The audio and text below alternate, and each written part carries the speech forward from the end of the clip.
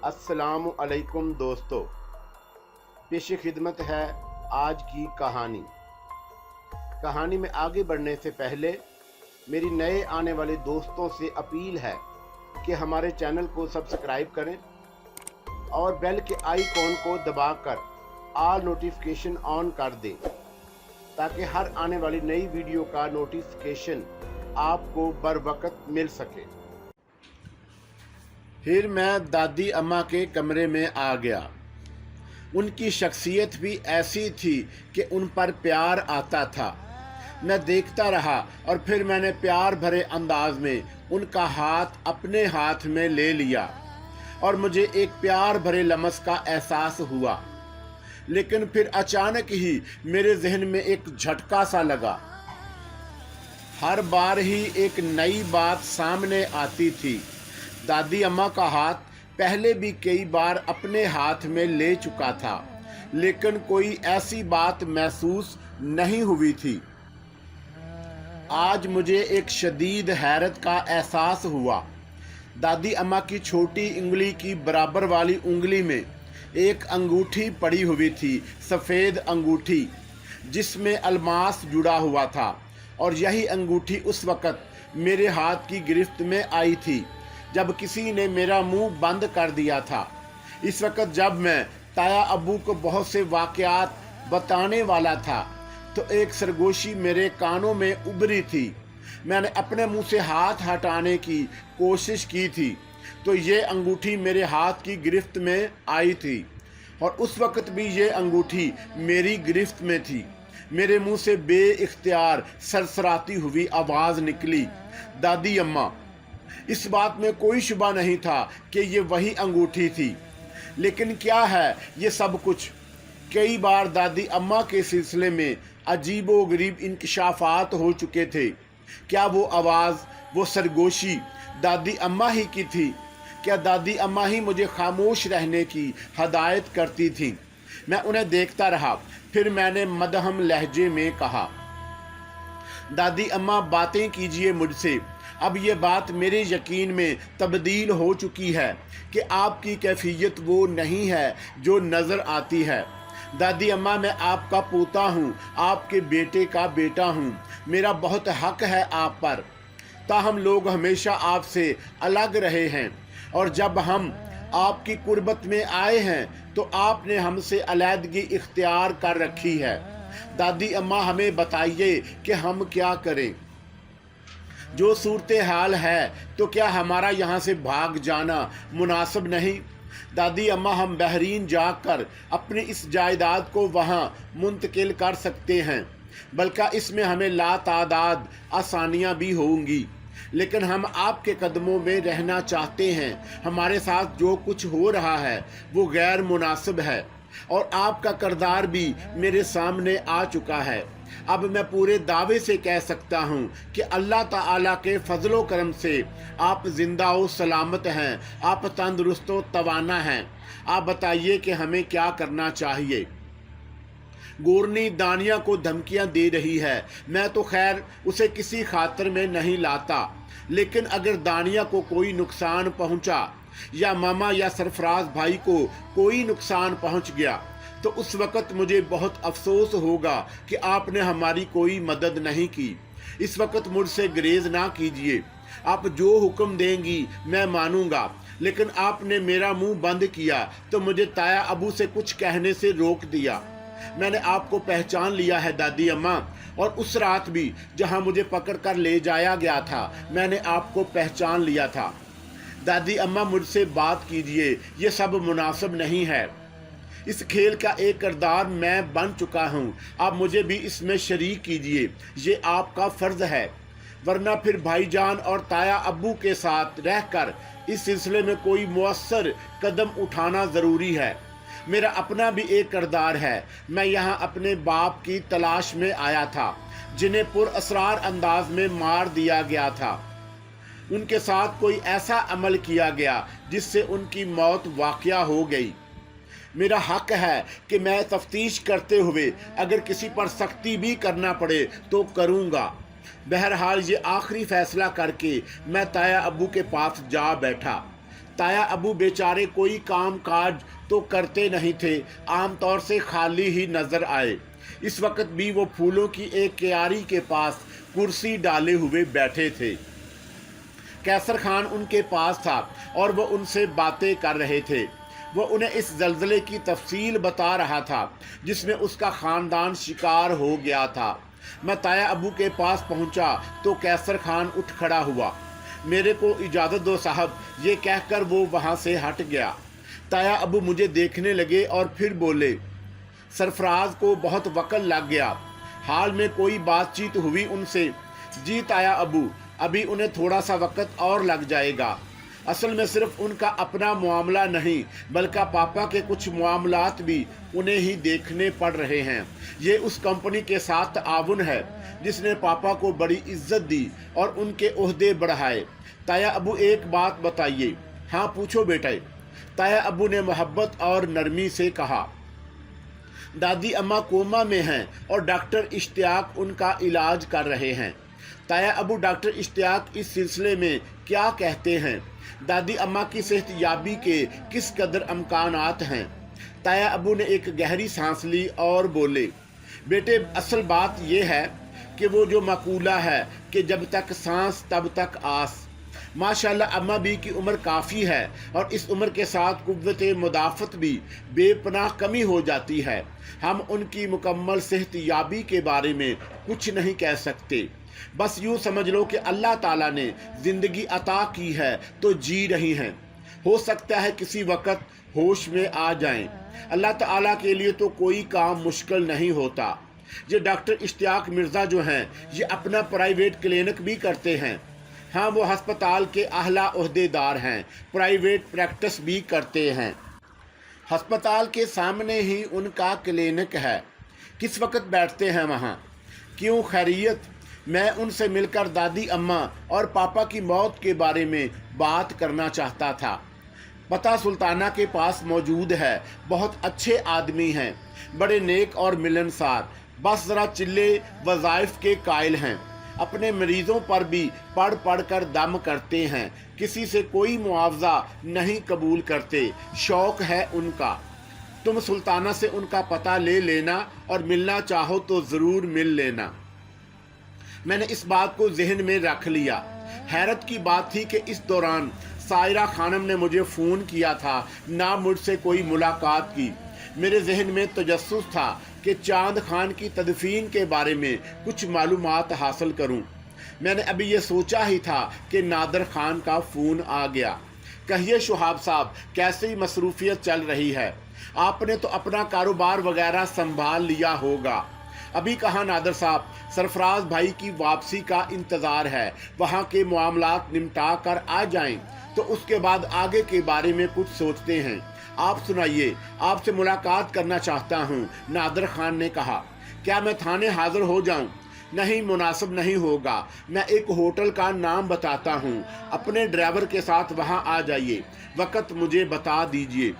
वो आप बताइए, मैंने कहा।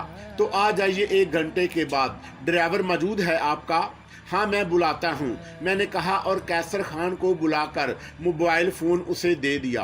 कैसर खान ने सलाम किया और बोला, जी बोलो साहब, क्या हुक्म है?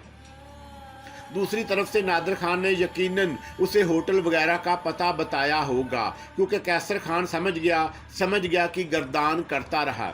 फिर उसने मोबाइल फ़ोन मेरी तरफ बढ़ा दिया।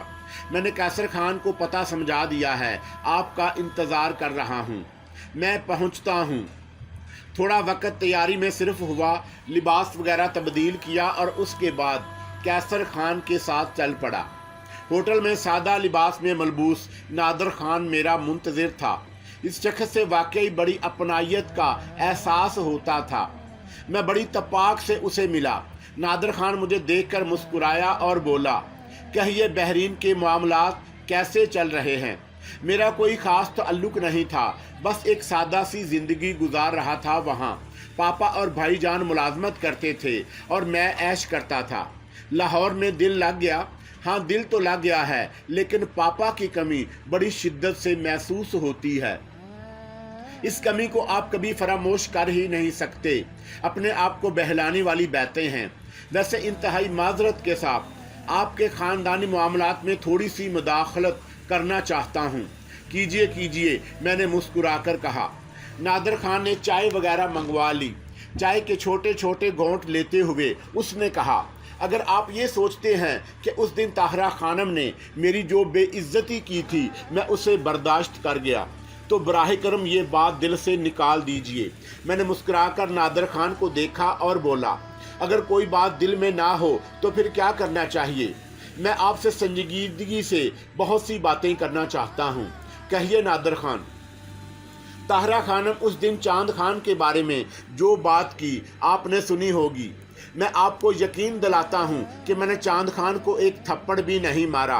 बेशक मैंने उसे उसके फ्लैट के बारे में पूछा था और उस बात से मुनकर था कि वो कभी वहाँ गया, जबकि कुद्सी साहब ने उसे देखते ही ये बात कह दी थी कि यही शख्स चांद खान है और यही फ्लैट पर आता था। बहरहाल मैंने जानबूझकर कुद्सी साहब का नाम नहीं लिया था, क्योंकि वो खातून उन्हें भी नुकसान पहुंचा सकती थी। बात यह है कि वो खुद मेरी निगाहों में मशकूक हो गई हैं और उसकी कुछ वजूहात हैं। मैंने उनके बारे में बहुत गहराई के साथ छानबीन की तो पता चला कि वो पुरइस्रार अलूम की माहिर हैं और उन्होंने अपने घर पर एक दर्सगाह बना रखी है जिनमें बड़े बड़े लोग उनसे अपनी मुश्किलात का हल तलब करने आते हैं। इस तरह उनके ताल्लुकात का दायरा मज़ीद वसी हो गया है। इसके अलावा मुझे इस बात का भी इल्म है कि ताहरा खानम का आपके ताया मुमताज़ साहब से जायदाद का तनाज़ा चल रहा है और उन्होंने इन पर मुकदमा कायम रखा है जिसकी कोई बुनियाद नहीं। मेरे इल्म में ये बात तो नहीं आ सकी कि आपके मरहूम वालिद से भी उनका कोई तनाज़ा चल रहा था या नहीं, लेकिन मुझे यकीन है कि ऐसा होगा। बहुत ज़्यादा तफसीलात तो नहीं मिल सकी, लेकिन जितनी मालूमात हासिल हुई उनसे ताहरा खानम के किरदार का पता चल गया है। उन्होंने बाकायदा एक जाल फैलाया हुआ है और बहुत से लोगों से उनके जायदादों के तनाज़े चल रहे हैं। अब यहाँ मैं एक ख़ास बात कहूँगा। पोस्टमार्टम रिपोर्ट मौजूद है। आपके वालिद साहब की मौत दम घुटने से वाक़या हुई और यही कैफियत चांद खान की भी थी। एक बार फिर मैं आपसे कहूँगा कि मैंने उसके साथ ऐसा कोई सलूक नहीं किया जिससे उसकी मौत वाक़या हो जाती। आखिर दोनों मौतें यकसां क्यों थीं और ताहरा खान के पुरइस्रार अलूम से उन दोनों अमवात का क्या ताल्लुक़ है? ताहरा खानम को ऐसे नहीं छोड़ूंगा। उन्होंने आपके कहने पर मेरे खिलाफ कोई कार्रवाई नहीं की, लेकिन मोहतरम, मैं आपके वालिद साहब की मौत की फाइल बंद नहीं करूंगा और अगर ताहरा खानम भी उसकी ज़िद में आई तो मैं उन पर हाथ डाल दूंगा। बहुत बड़ी बात कर रहा हूं साहब, लेकिन बहरहाल मैं ये कर गुजरूंगा। मैंने नादर खान के बाजू पर हाथ रखते हुए कहा, और बात मेरे बाप की मौत की है नादर साहब। मेरी खसूसी तावन आपके लिए होगा। मेरे भाई वापस आ जाएं। मैं आपको अपने ख़ानदानी तनाज़ात और ताई जान के बारे में भी तफसीलात बताऊंगा। हम तहकीकात करेंगे। उसके बाद जो सूरत हाल सामने आए मैं आपको उससे अलग नहीं रखूँगा, ये मेरा वादा है। चांद खान की तदफीन के बारे में कुछ मालूम नहीं हो सका। आप कुछ जानते हैं? बिल्कुल नहीं। उस दिन से अब तक ताई जान से मेरी मुलाकात हुई ना साहिरा ही मेरे पास आई। हमारे दरमियान कोई राब्ता नहीं हुआ, ना ही मैंने ऐसी कोई कोशिश की। ठीक है, इजाज़त। नादर खान खड़ा हो गया। मैंने बिल की रकम निकाल कर मेज़ पर रख दी। मैंने उसकी तरफ देखा तो वह हाथ उठाकर बोला, बहुत बड़े आदमी हैं आप शहाब साहब, लेकिन थोड़ा सा हमें भी मौका दें। इसके बाद हम दोनों रेस्तोरां से बाहर निकल आए। नादर खान अपनी गाड़ी में बैठकर चला गया और मैं कैसर खान के साथ अपने घर की तरफ चल पड़ा। एक और बात मुझे याद थी कि चांद खान की लाश के पास भी वैसे ही बाल मिले थे जैसे पापा की लाश के पास। ये बाल कैसे थे और किसके थे ये मालूम नहीं हो सका। फिर चांद खान की मौत में भी पापा की तरह दम घुटने से वाक़या हुई थी। ये तमाम बातें सोचता हुआ मैं घर की जानब जा रहा था। मुझे इस बात पर हैरत थी कि चांद खान की मौत के बाद अचानक ही ताई जान ने खामोशी इख्तियार कर ली और मुझे फ़ोन तक नहीं किया, जबकि अंदाज़ा ये था कि वो लोग भरपूर तरीके से मुझसे राब्ता करेंगे। कार आखिरकार घर में दाखिल हो गई। सामने बरामदे में कोई बैठा हुआ था। मैंने कार से उतरकर उन लोगों को देखा और एकदम से मेरा दिल थक से हो गया।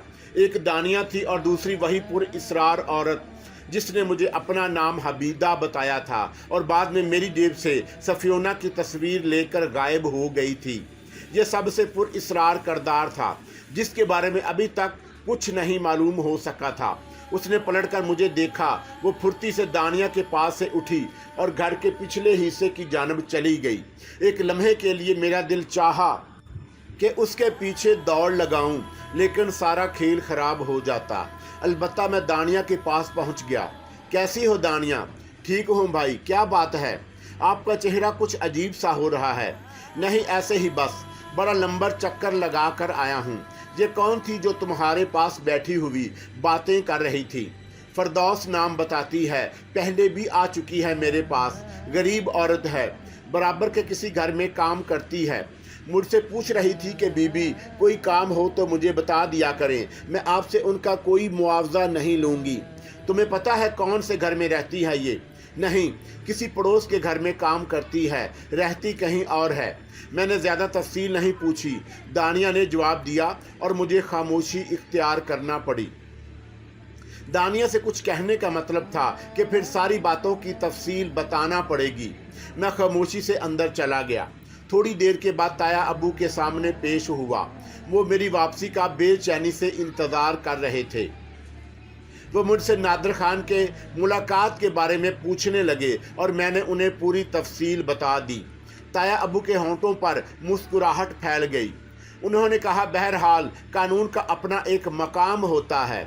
इसमें कोई शक नहीं कि कानून शिकनी बेपनाह बढ़ चुकी है और फिर ताहरा खानम जैसी खवातीन तो किसी को खातर में नहीं लाती।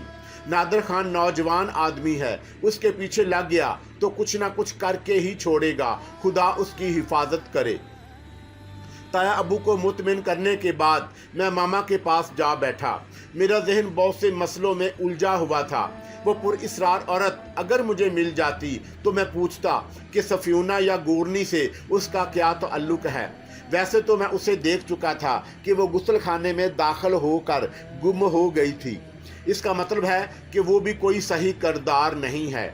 वो थोड़ी देर तक उन्हीं सोचों में गुम रहा और उसके बाद एक बार फिर मेरा दिल दादी अम्मा के पास जाने को चाहा। दादी अम्मा के पास उस वक़्त भी कोई नहीं था और वो हस्बे मामूल मुरझाए हुए फूल की मानद गर्दन झुकाए हुए लेटी थी। इस वक्त उनके चेहरे पर कोई कैफियत नहीं थी। मैं उन्हें देखता रहा। फिर मैंने कहा, दादी अम्मा, मैं बहुत छोटा हूँ, मैं ऐसे वाक़या से कभी वास्ता नहीं पड़ा, लेकिन आप ये समझ लीजिए कि अब मेरे सब्र का पैमाना लबरेज हो रहा है। या तो खुलकर मेरे सामने आइए या फिर मुझे इजाज़त दीजिए कि मैं आपके कदमों से दूर चला जाऊं। मैंने दादी के चेहरे की जानब देखा और एक लम्हे में महसूस कर लिया कि उनके चेहरे पर अज़तराब है, लेकिन उन्होंने कुछ कहा नहीं। बहुत देर तक मैं उनके पास बैठा रहा और फिर वहाँ से उठ गया। मैंने फैसला कर लिया कि अब डॉक्टर इश्तियाक से मुलाकात करके उस बारे में बात करूँगा। दूसरे दिन मैं डॉक्टर इश्तियाक की तलाश में निकल खड़ा हुआ। क्लिनिक का जो पता मुझे बताया गया था, मैं वहां पहुंचा तो पता चला कि डॉक्टर इश्तियाक इस वक्त हस्पताल में हैं। 2:30 बजे वो अपने क्लिनिक में आते हैं। कैसर खान मेरे साथ था। मैंने 2:30 बजे तक का वक्त मुख्तलिफ जगहों पर गुजारा। अपने प्लाजा पर भी गया, वहाँ का जायज़ा लेता रहा। अब इन तमाम चीज़ों के इस्तेमाल करने का वक़्त आ गया था, लेकिन जो उलझने जहन और दिल पर सवार थीं उनसे निमटने के बाद ही कुछ कहा जा सकता था। 2:30 बजे मैं डॉक्टर इश्तियाक के पास पहुंचा। उनके ऑफिस में दाखिल हुआ तो मुझे एक बार फिर उनकी पुरइसरार शख्सियत का एहसास हुआ। वो बड़ा पुरवकार चेहरा था। मुझे फ़ौरन पहचान गए। आप तो शहाब मियाँ हैं। मैं समझा मेरा कोई मरीज़ है, आइए बैठिए। डॉक्टर साहब, मैं आपका अच्छा खासा वक्त लूँगा और इसके लिए मुझ पर जिम्मेदारी आयद की जाएगी, उसे पूरा करूँगा। यानी फ़ीस वगैरह की? जी, उसी की बात कर रहा हूँ।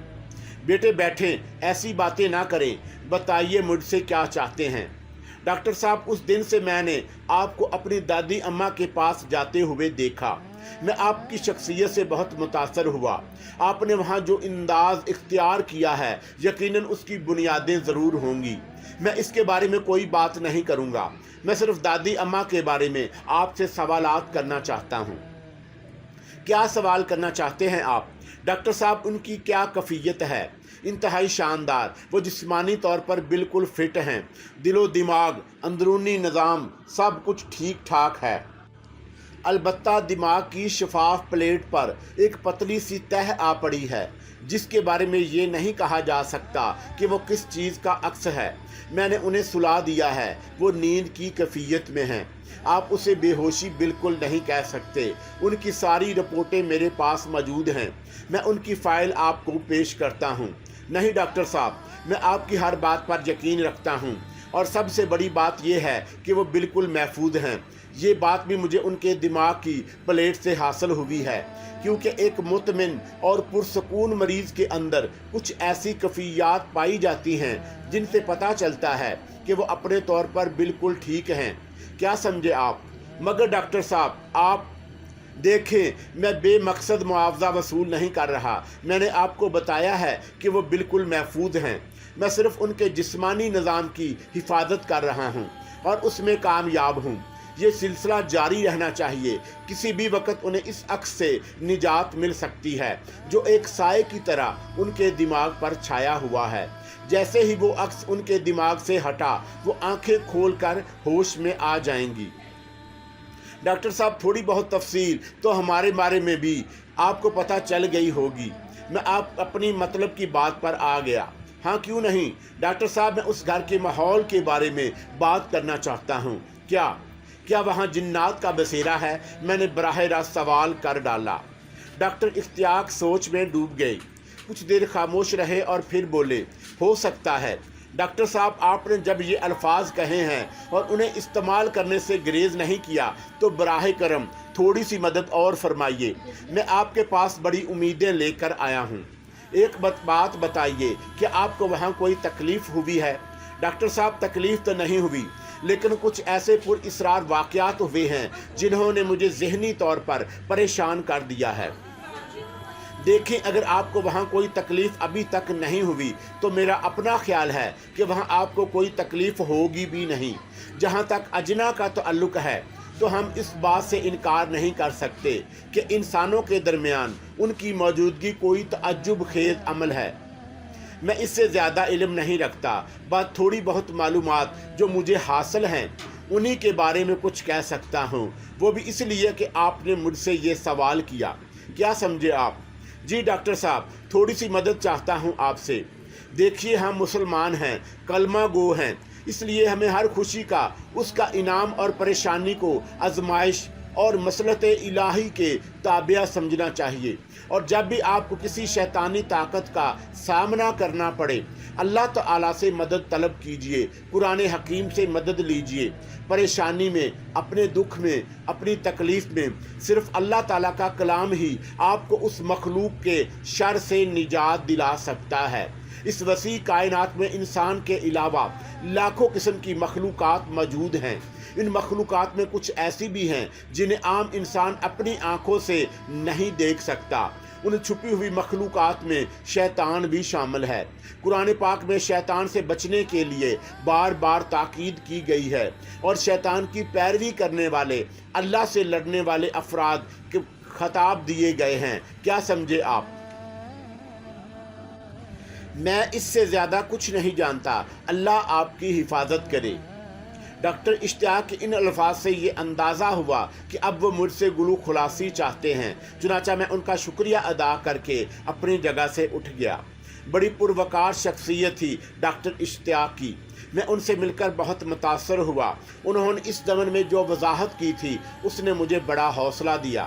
انہوں نے کہا تھا کہ اگر کہیں سے آپ کو کوئی اشارہ ملتا ہے کہ آپ کی شیطان سے حفاظت کی جا رہی ہے تو آپ کو مایوس نہیں ہونا چاہیے، اور ایسے بہت سے شواہد میرے سامنے آئے تھے، اور پر اسرار آواز نے مجھے میرے ارادوں سے روکا تھا۔ خواب کی وہ رات جب سیاہ پوش مجھے اس تہہ خانے میں لے گئے اور سیاہ پوش نے میری وکالت کی تھی، ان میں میری دادی اماں بھی تھی اور کوئی محترم شخصیت हाजी साहब भी थे जिनका दस्ते शफकत दादी अम्मा पर था। ये सब शवाहद मेरी हिफाजत के ज़मन में ही थे। दिल को ढारस हुई। ये ख्याल भी आया कि वो वाहद जगह है जहाँ मेरी ज़ुबान बंदी नहीं हुई।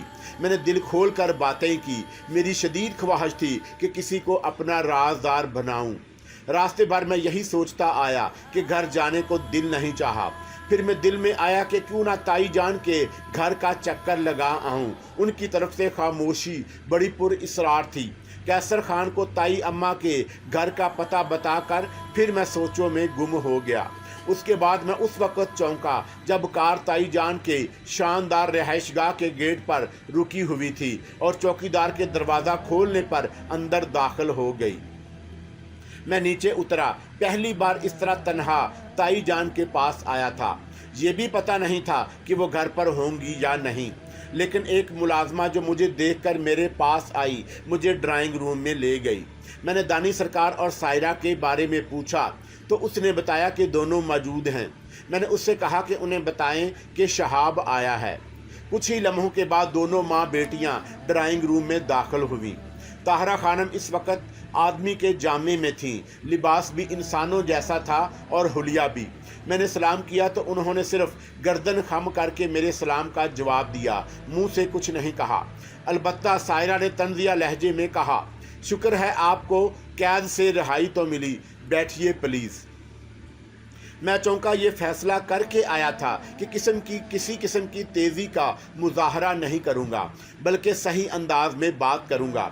चुनाचा मैंने मुस्कुराकर कहा, पता नहीं आप कौन सी कैद के बारे में कह रही हैं। मेरा ख्याल है मैं तो आज़ाद ही था। शायद। सायरा ने मेरे सामने सोफे पर बैठते हुए कहा। ताई जान खामोश थी और होंठों ही होंठों में कुछ बदबदा रही थी, जैसे कुछ पढ़ रही हूँ। आप ये बताइए कि इतने दिन कहाँ गायब रहे? मैं बस इंतज़ार कर रहा था कि आपकी तरफ से तलबी हो और मैं हाज़िरी दूँ। माशाअल्लाह खासी तरबियत मिल गई है आपको, थोड़े ही वक्त में अच्छा बोलने लगे हैं।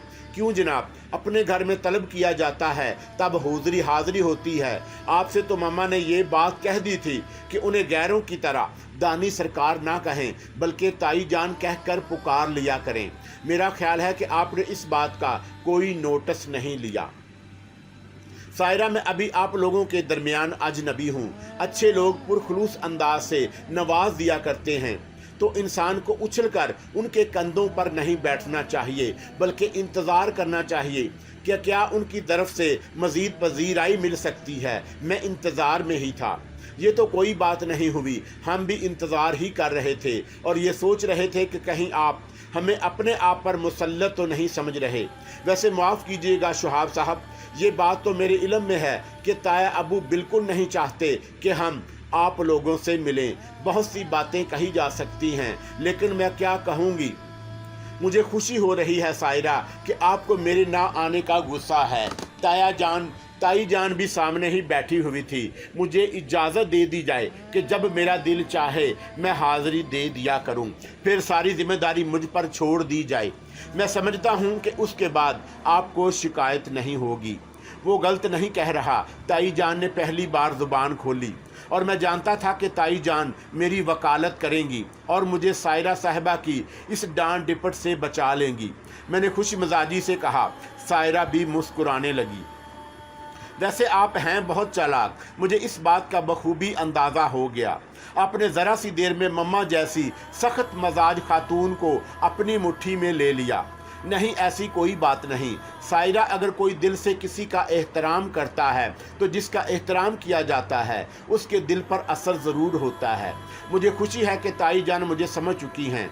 माहौल एकदम बहुत अच्छा हो गया, लेकिन जितनी देर मैं वहाँ रहा ताई जान की बातों में ताया अबू और दादी अम्मा के सिलसिले में जहरीलापन ही महसूस हुआ। उनका मजाज खासा बुरा था और मुझे इसका बखूबी अंदाज़ा था। खातर मदारत हुई, बहुत सी बातें हुई।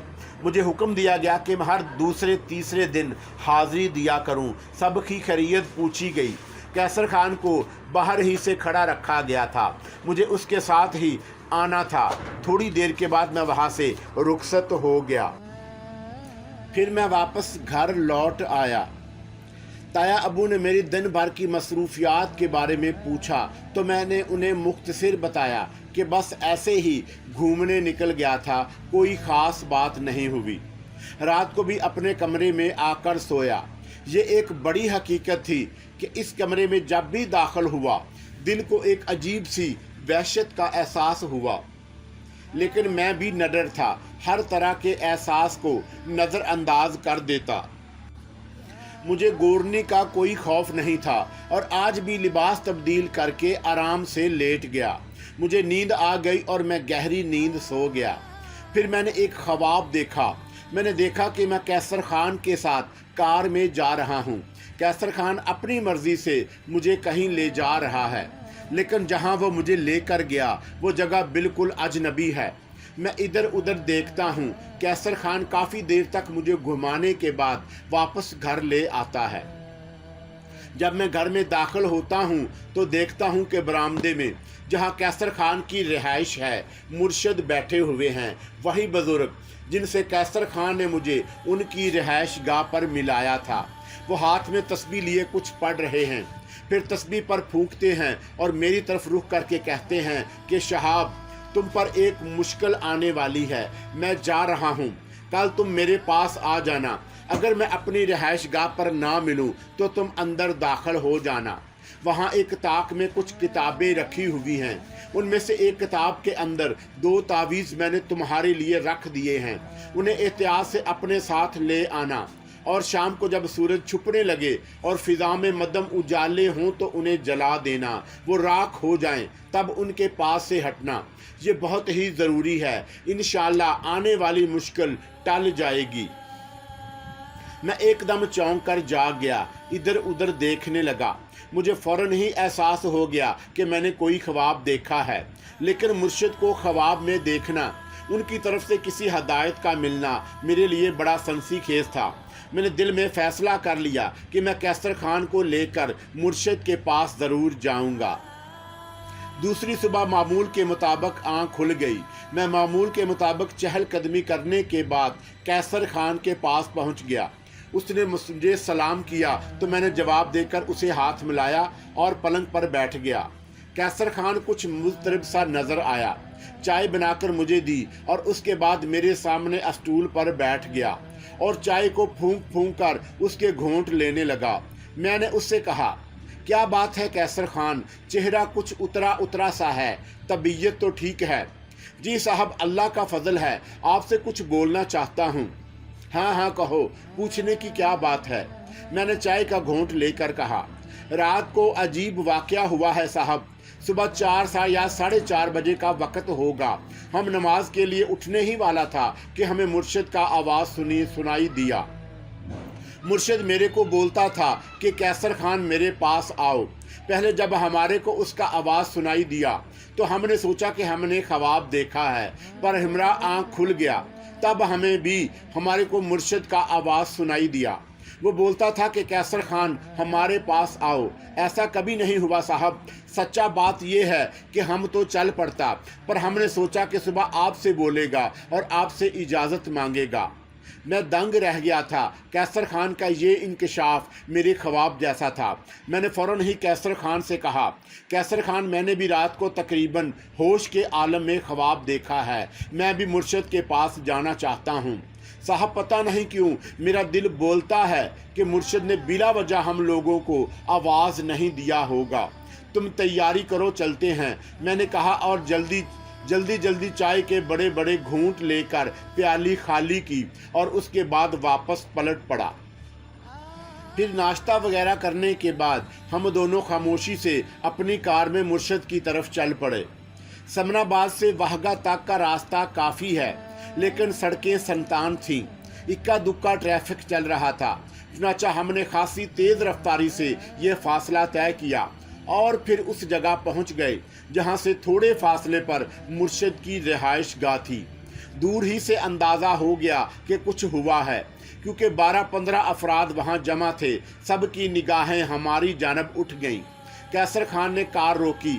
मैं फुर्ती से दरवाज़ा खोलकर बाहर निकल आया और हम दोनों तेज़ कदमों से उन लोगों की जानब बढ़ गए। क्या हुआ, क्या बात है? बाबा साहब का इंतकाल हो गया। उनमें से एक ने बताया। ये सुनकर हम दोनों सख्ते में आ गए। कुछ लम्हे तो हम बोल ही नहीं सके। मेरी निगाहें बार बार मुर्शिद की झोंपड़ी की जानब उठ रही थी। आखिरकार कैसर खान ने पूछा, कब हो गया इंतकाल, कैसे हुआ? बस कज़ाए इलाही से फौत हो गई। सुबह को जब मामूल के मुताबिक अपने झोंपड़े से बाहर नहीं निकले तो फरीद खान अंदर चला गया। सुबह की चाय लेकर जाता था वो हमेशा। अंदर उसने बाबा साहब की लाश को देखा, ज़मीन पर पड़ी हुई थी। उसने बाहर आकर सबको खबर दी तो हम लोगों ने अंदर जाकर लाश को पलंग पर डाला। लगता था कोई तकलीफ हो गया। एक सीधे सादे देहाती ने तफसील बताई। क्या वो बीमार हो गए थे? कुछ तबीयत खराब थी? नहीं, रात को दूध वाले की दुकान पर बैठे हुए थे और बिल्कुल ठीक ठाक थे। आओ, मैंने कैसर खान से कहा और हम दोनों अंदर दाखिल हो गए। मुर्शिद की लाश पलंग पर पड़ी हुई थी और उनके ऊपर एक चादर डाल दी गई थी। मैंने उनका चेहरा खोल कर देखा। एक पुरस्करून मुस्कुराहट उनके लबों पर खेल रही थी। मैंने चादर उतार कर उनके पूरे बदन का जायजा लिया। बाहर से 2 अफराद और अंदर आ गए। पूरी तरह ये अंदाज़ा लगाने के बाद उनके जिस्म पर कोई ज़ख्म वगैरह नहीं है, मैंने चादर दोबारा उनके जिस्म पर डाल दी। फिर मेरी दर्जीदा निगाहें उस ताक को तलाश करने लगीं जिसका हवाला मुर्शिद ने दिया था, और ये देखकर मैंने एक गहरी सांस ली कि ताक पर किताबें रखी हुई थीं। कम अज़ कम यहाँ तक तो मेरा ख्वाब दुरुस्त साबित हुआ। मुर्शिद ने कहा था कि अगर मैं कहीं चला जाऊँगा तो तुम्हें ना मिलूँ तो इन किताबों में तावीज़ तलाश कर लेना। मुर्शिद चले भी गए थे और किताबें भी मौजूद थी, लेकिन इस वक्त 2 अफराद सामने थे, इसलिए किताबों को तलाश करना गैर मुनासिब अमल था, लेकिन ये काम पहली फुर्सत में करना था। मैं बाहर निकल आया और लोगों से कहा, बाबा साहब की तदफीन के लिए किसी का इंतज़ार तो नहीं करना? नहीं साहब, अकेले आदमी था, उनका कोई रिश्तेदार नहीं है। तदफीन जितनी जल्दी हो जाए अच्छा है, मगर साहब हम गरीब लोग हैं, कफन दफन का इंतज़ाम नहीं। ऐसी कोई बात नहीं, वो हमारे भी मुर्शिद थे। आप में से कुछ अफराद कैसर खान के साथ चले जाएं और ज़रूरत की तमाम चीज़ें ले आएं। एक शामियाना भी लगवा दिया जाए। आप बराह करम ये सारे इंतज़ामात संभाल लीजिए। मैं मुर्शिद की लाश के पास बैठा हुआ हूँ, मैंने कहा, और कैसर खान को अलग बुलाकर उसे अच्छी खासी रकम दे दी।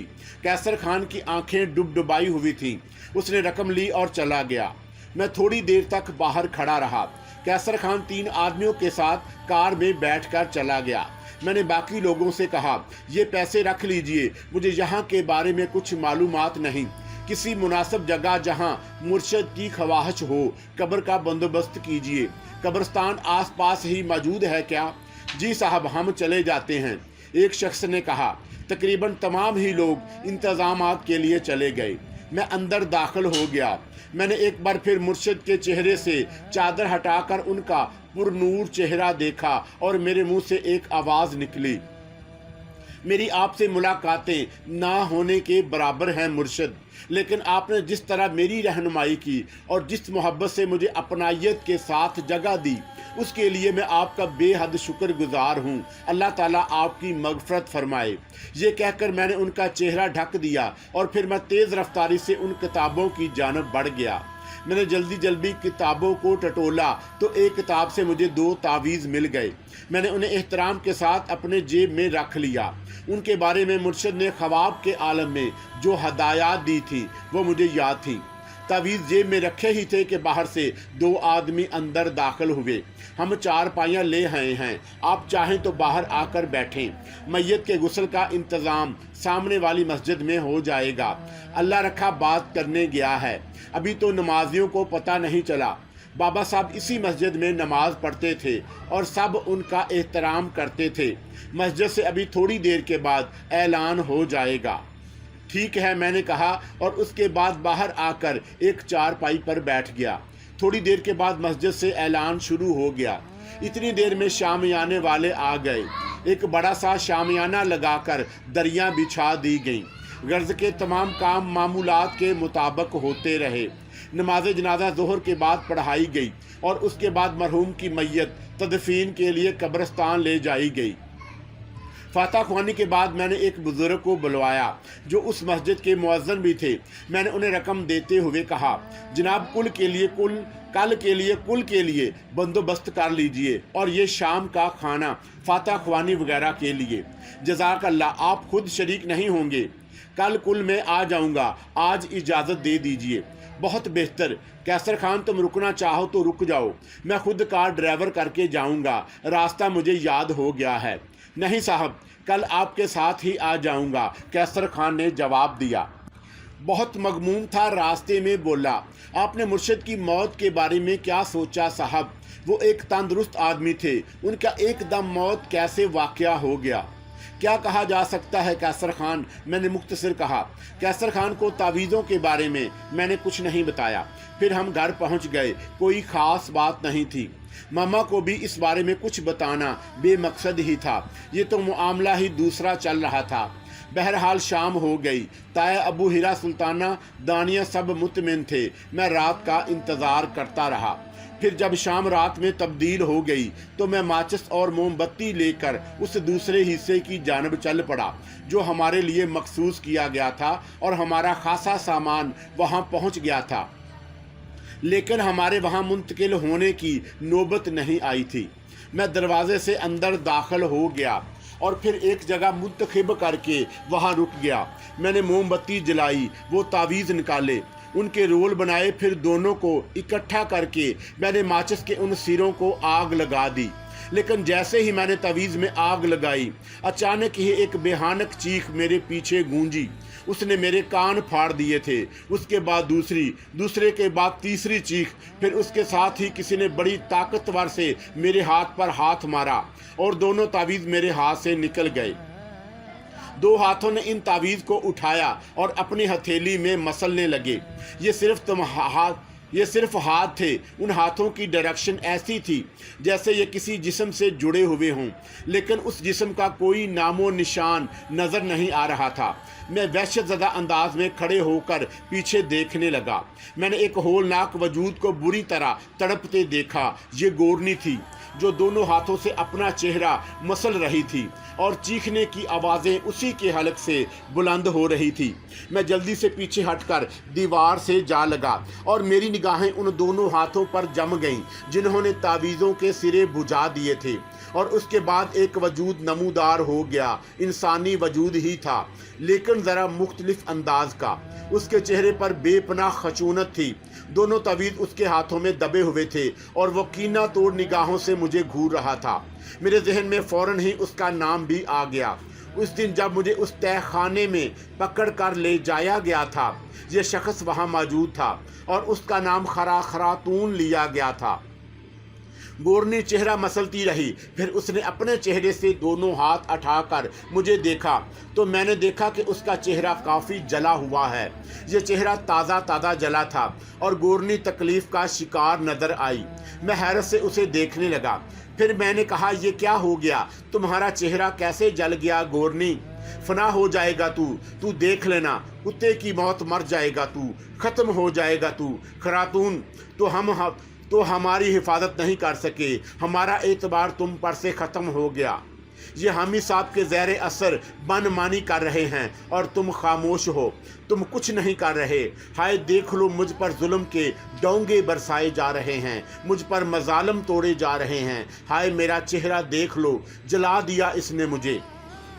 खरातून एक कदम आगे बढ़ आया और खूनी निगाहों से मुझे घूरते हुए बोला, क्यों हमारी दुश्मनी मोल ले रहे हो तुम? क्यों हमें मजबूर कर रहे हो कि हम हाजी साहब से बगावत कर डालें? नहीं हाजी साहब, हमसे बात करें, ये क्या हो रहा है? आपने वादा किया था कि हम अच्छे पड़ोसियों की तरह रहेंगे, इन इंसानों ने जितना फासला होगा रखेंगे। आपने अपने तो रिश्ते निभाए, लेकिन हमारे रिश्तों के साथ ये क्या सलूक हो रहा है हाजी साहब? हम आपका बड़ा एहतराम करते हैं, लेकिन हमारा भी घराना है, हमारे भी रिश्ते हैं, हम बहुत इज्जत करते हैं आपकी, लेकिन हमारे इस दुश्मन को देखिए, ये आलमों से तो हमारे खिलाफ मदद लेता फिर रहा है, हमें नुकसान पहुंचा रहा है। हम हाजी साहब, अगर ये तावीज़ जल गए होते तो गोरनी ख़त्म हो जाती। आखिर क्यों? खरातून की होलनाक आवाज़ फिज़ा में उभरी और मेरे बदन में सर्द लहरें दौड़ने लगी। एक अनोखी सी कैफियत मुझ पर मुसल्लत हो गई।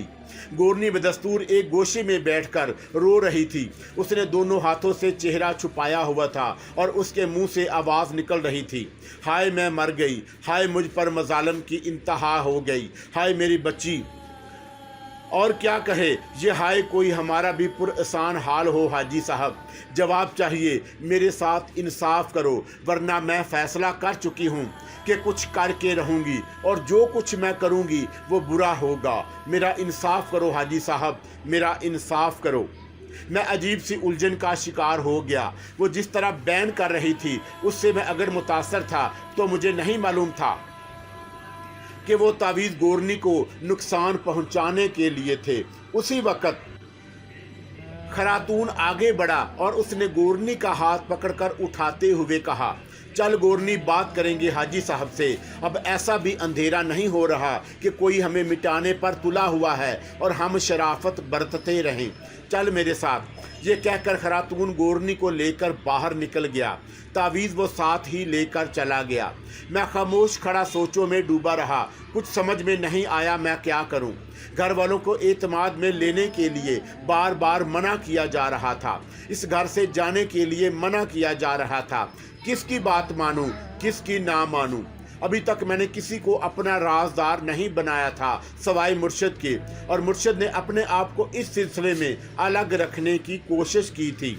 उन्होंने मुझे कुछ बताने से गुरेज किया था और कहा था कि वो इस सिलसिले में बहुत ज़्यादा नहीं जानते, लेकिन ना जाने क्यों उन्होंने गोरनी को हलाक करने के लिए ये तावीज़ मुझे दिए थे। यकीनन इसके अलावा और क्या सोचा जा सकता था।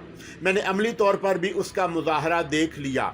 इसके अलावा भी ये भी कहा गया मुझसे कि मैं आलमों से मदद ले रहा हूँ। गोया मुर्शद की मौत कुदरती नहीं थी बल्कि उन्हें मार दिया गया था। बहरहाल कोई फ़ैसला करना मुश्किल तरीन काम था। अब पानी सर से ऊंचा होता जा रहा था।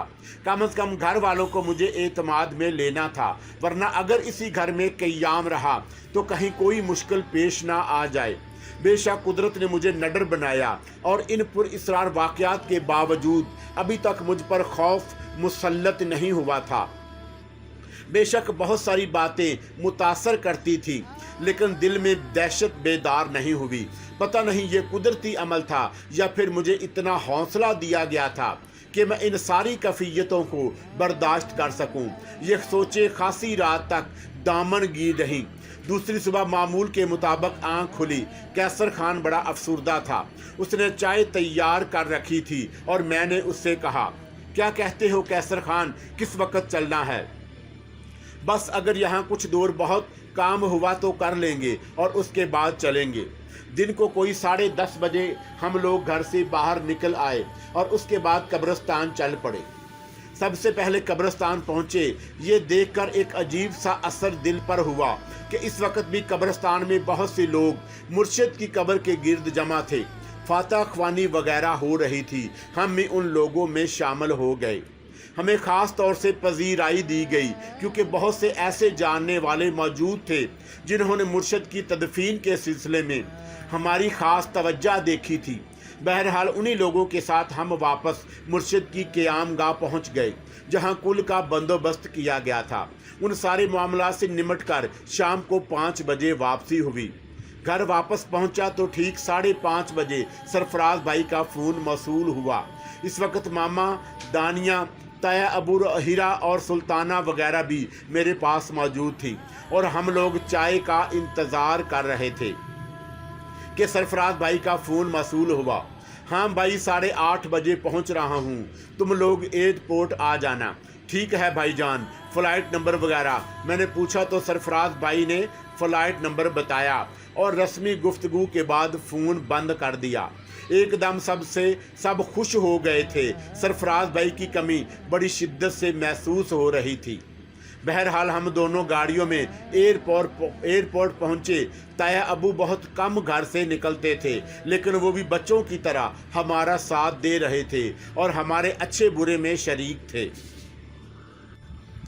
सरफराज भाई ने हमसे पूछा यहाँ के बारे में कि यहाँ के मामलात कैसे रहे। कोई ख़ास बात तो नहीं हुई? कोई ख़ास बात नहीं भाईजान, سوائے इसके कि ताई अम्मा से कई मुलाकातें हो चुकी हैं।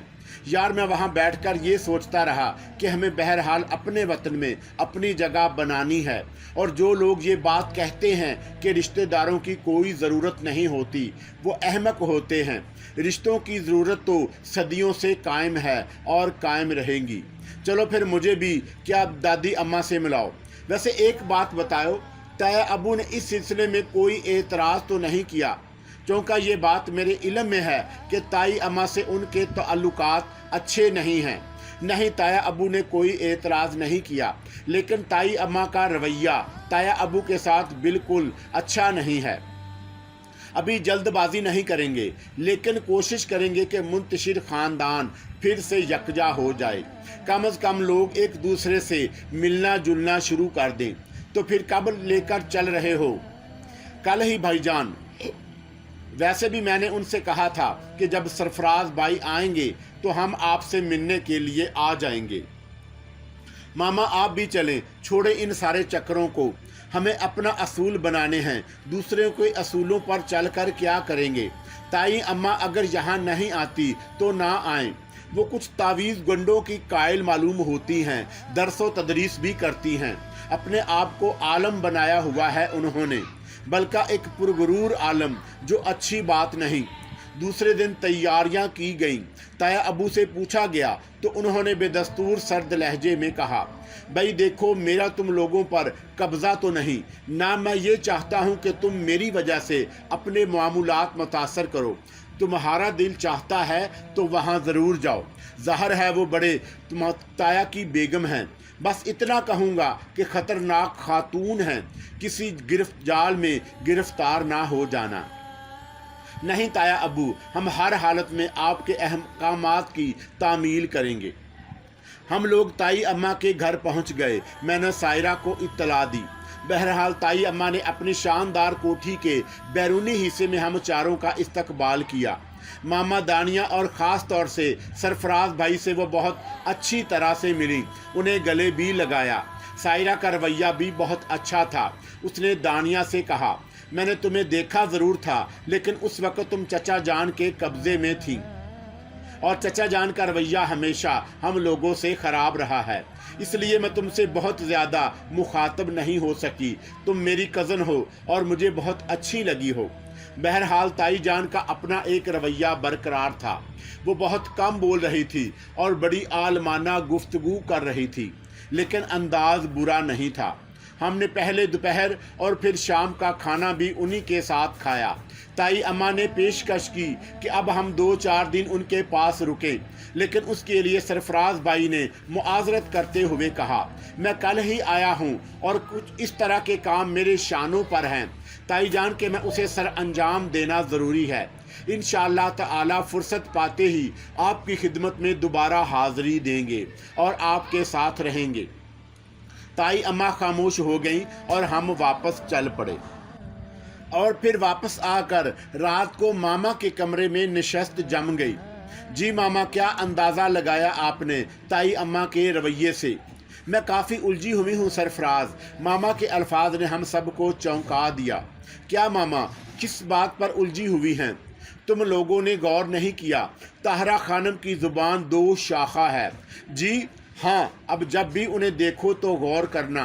उनकी ज़ुबान दरमियान से कटी हुई है, खासी लंबी लकीर है, और जब बोलते हुए कभी कभी उनका मुंह खुलता है तो उनकी ज़ुबान 2 शाखा नज़र आती है। वाकई आपने खूब गौर किया, लेकिन इसमें उलझन की क्या बात है? उलझन की बात। मेरे अबू बताते थे कि ऐसे लोग काले इल्म वाले होते हैं, और काला इल्म ही उनकी शक्ल में ये तब्दीली पैदा कर देता है। असल में अबू के बारे में मैं तो बहुत ज़्यादा नहीं जानती। उन्हें बहुत से अलूम हासिल करने का शौक़ था, और उनकी ज़िंदगी में बेशतर हिस्सा इसी तरह की मालूमात हासिल करने में गुजरा है। वो काले इल्म के बारे में बहुत कुछ जानते थे। लेकिन मामा, ये काला जादू वगैरह जो किया जाता है, लोग यकीनन ये काम दौलत के हसूल के लिए करते होंगे। मामा कुछ लम्हे खामोश रहीं और फिर बोली, क्या कहा जा सकता है, बुराई अगर इंसान के वजूद में उतर जाए तो उसकी सोचें भी तब्दील हो जाती हैं। बात सिर्फ दौलत की ही नहीं होती। अब तुम देखो कि बड़े बड़े रईस, सनतकार, सियासतदान अरबपति होते हैं, लेकिन ज़िंदगी की बाजी लगाकर सियासत करते हैं, बड़े बड़े कारोबार करते हैं और उनमें फैलाव चाहते हैं। बात सिर्फ दौलत की ही नहीं होती। दौलत के लिए और ख़ास तौर से वो शख्स जिसके पास इतना हो कि उसकी कई नस्लें आराम से खा सकें, सिर्फ दौलत के लिए जान की बाजी नहीं लगा सकता। कुछ दूसरी चीज़ें भी होती हैं जिनके लिए इंसान जद्दोजहद करता है।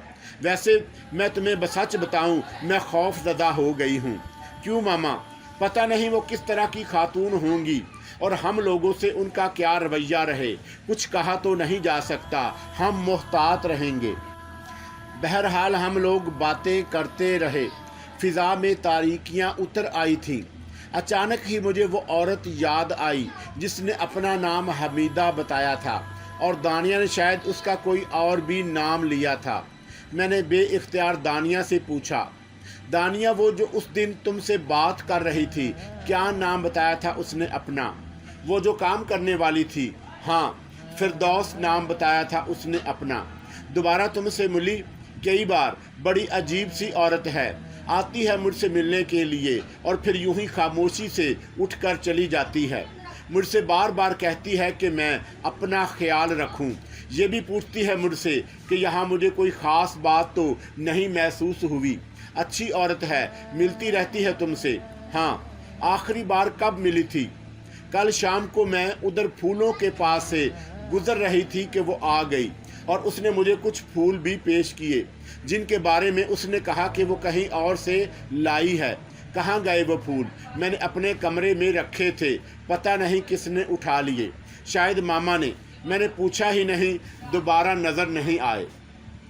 हूँ और कोई बात दानिया? क्यों भाई, आप क्यों पूछ रहे हैं उसके बारे में? दानिया ने कहा। वो असल में बात यह है दानिया कि यहाँ का माहौल काफ़ी मुख्तलिफ है। हमने मुनामा में ज़िंदगी गुजारी है, वहाँ का तर्ज़ ज़िंदगी बिल्कुल अलग है और जो लोग पाकिस्तान से वहाँ गए हुए हैं उन्होंने भी वहीं का तर्ज़ ज़िंदगी अपना लिया है। यहाँ बस कुछ अजीबोगरीब बातें होती हैं। अच्छा, वो औरत जो रात की तारीकी में तुम्हारा पीछा करती थी, दोबारा कभी मिली? नहीं, वो मिली तो नहीं, लेकिन मैंने उसे कई जगह बैठे हुए देखा है। बहुत दूर बैठी हुई मुझे देखती रहती है। अब तो 5-6 दिन हो गए मुझे नज़र नहीं आई, दानिया ने बताया और मैं खुश्क होंठों पर ज़ुबान फेन कर खामोश हो गया। अगली सुबह हम सांगला हिल में अपनी ज़मीनों की तरफ निकल गए। काफ़ी देर तक हम ज़मीनों का जायज़ा लेते रहे और फिर उसके बाद वापसी का फ़ैसला कर लिया गया। हम ऐसे वक्त निकले थे कि दिन की रोशनी मिल गई थी, लेकिन जब वापस पलटे तो शाम झुकने लगी थी। उस वक़्त हम एक सुनसान सी सड़क से गुज़र रहे थे। कैसर खान गाड़ी ड्राइवर कर रहा था कि अचानक ही कुछ हुआ। कुछ धमाके हुए और गाड़ी उछलने लगी। कैसर खान ने घबराकर ब्रेक लगा दिए, लेकिन ये धमाके बेमकसद नहीं थे। थोड़ी देर के बाद कई गोलियां हमारी कार की बॉडी से टकराईं। मामा और दानिया के हलक से चीखें निकल गई। हम लोग शशदर रह गए। हम पर ज़बरदस्त फायरिंग हो रही थी और गोलियों की तरतराहट फिज़ा में एक भयानक शोर पैदा किए हुए थी। कार की बॉडी में मुसलसल सोराख हो रहे थे और बस कोई लम्हा जाता था कि हम उन गोलियों का निशाना बन जाएं। हमारे पास अपनी मदाफ़त के लिए कुछ नहीं था, बस सकते के आलम में गाड़ी में बैठे हुए इंतज़ार कर रहे थे कि कब हम में से किसी की चीख बुलंद हो। कैसर खान भी सकते के आलम में था। अचानक ही गोलियों की आवाज़ों में कुछ इजाफा हुआ और यूं लगा जैसे किसी और सिमत से भी गोलियां चली हों। फिर एक चीख सुनाई दी जो सड़क की बाएं सिमत से उभरी थी और उसके बाद चीखने चिल्लाने की आवाज़ें सुनाई दी। हमने अब भी कोई जुम्बश नहीं की थी, कुछ समझ में नहीं आया। थोड़ी देर तक भाग दौड़ होती रही और उसके बाद बाएं सिमत से कुछ लोग नमूदार हुए। 3-4 अफराद थे जो सड़क के नशीब से ऊपर आ गए थे। अचानक ही सरफराज भाई की सरगोशी उभरी। अरे ये तो इंस्पेक्टर नादर खान है। मैंने भी शलवार कमीज़ में मलबूस नादर खान को पहचान लिया। اس کے ہاتھ میں ریوالور دبا ہوا تھا اور اس کے ساتھ جو افراد تھے ان میں سے 2 کے ہاتھ میں رائفلیں نظر آ رہی تھی. وہ بھی پولیس والے ہی ہو سکتے تھے لیکن سب کے سب سادہ لباس میں تھے. نادر خان نے ان میں سے 1-2 کو کچھ ہدایات دیں اور پھر ہماری کار کی جانب چل پڑا. وہ تقریباً دوڑنے کے انداز میں ہم تک پہنچا اور پھر اس نے کار کی کھڑکی پر دونوں ہاتھ رکھ کر کسی قدر وحشت زدہ لہجے میں پوچھا, آپ لوگ ٹھیک تو ہیں؟ کوئی زخمی تو نہیں ہوا؟ نہیں, اللہ کا فضل ہے. نادر خان, ہم خیبر خیریت سے ہیں, لیکن یہ سب کیا ہے؟ ہم نے نیچے اتر کر پوچھا. تسلی رکھو, سب کچھ ٹھیک ہے. ماں جی آپ اور بہن جی آپ دونوں ٹھیک ہیں؟ نادر خان نے اندر جھانک کر کہا. ماما اور دانیہ کے منہ سے آواز نہیں نکل سکی. ان کے چہرے سفید ہو گئے تھے اور ہونٹوں پر کپ کپاہٹ طاری تھی. نادر خان نے جلدی سے کہا, شہاب پانی وغیرہ کا بندوبست ہے؟ ہاں, میں نے کہا اور کار کی ڈکی کی جانب بڑھ گیا جس میں منرل واٹر کی بوتلیں موجود تھیں. ایک بوتل نکال کر میں نے گلاس میں پہلے ماما اور پھر دانیہ کو پانی پلایا. اس دوران میں خان کے بھیجے ہوئے ہرکارے نیچے سے اوپر آ گئے. وہ ایک انسانی جسم کو اٹھائے ہوئے تھے. اس جسم کے 2-3 جگہ سے خون بہہ رہا تھا. میں نے وحشت زدہ لہجے میں کہا, نادر صاحب ہم بالکل نہیں سمجھ پائے, کیا یہ حملہ ہم پر کیا گیا؟ آپ بھی سوال کر رہے ہیں, نادر خان نے کہا, لیکن یہ کون لوگ تھے؟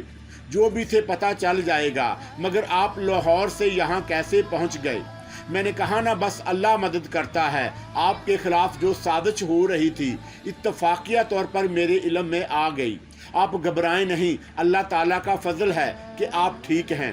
ان کی کوشش تو یہی تھی کہ آپ سب کو ختم کر دیا جائے. ذرا ادھر آ جائیے. نادر خان نے کہا. میں اور سرفراز بھائی وہاں سے آگے بڑھ کر کار سے کچھ فاصلے پر آ گئے. Come and fly away with me. Come and fly away with me. Come and fly